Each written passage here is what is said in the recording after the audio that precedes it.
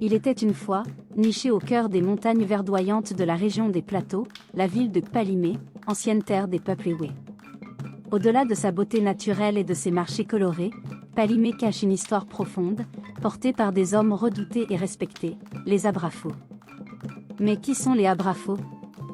Les Abrafos, terme dérivé de l'Akan Abrafo, qui signifie exécuteur ou guerrier du roi, sont des figures emblématiques du pouvoir traditionnel. À Kpalimé, ils forment un corps d'élite au service du roi traditionnel, Fon.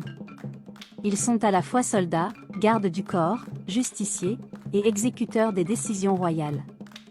Autrefois, dans les royaumes Akan et dans certaines sociétés du Sud Togo, les Abrafos étaient craints pour leur rôle dans les exécutions de sentences royales. À Kpalimé, ils étaient reconnus pour leur courage, leur fidélité et leur discipline.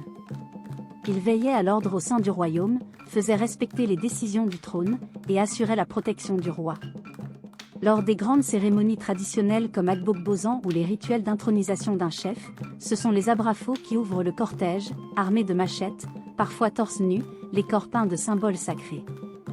Leur danse, brutale et rythmée, n'est pas qu'un spectacle, elle est un message de force et d'autorité.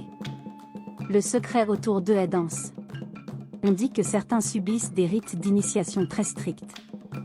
Leur loyauté est sacrée. Et pourtant, derrière cette image de guerrier, se cache aussi une fonction sociale et symbolique, celle de défendre les valeurs ancestrales, de rappeler le lien entre passé et présent. Aujourd'hui, alors que la modernité grignote peu à peu les institutions traditionnelles, les Abrafos de Kpalimé continuent d'exister. Moins violents, mais toujours présents lors des cérémonies.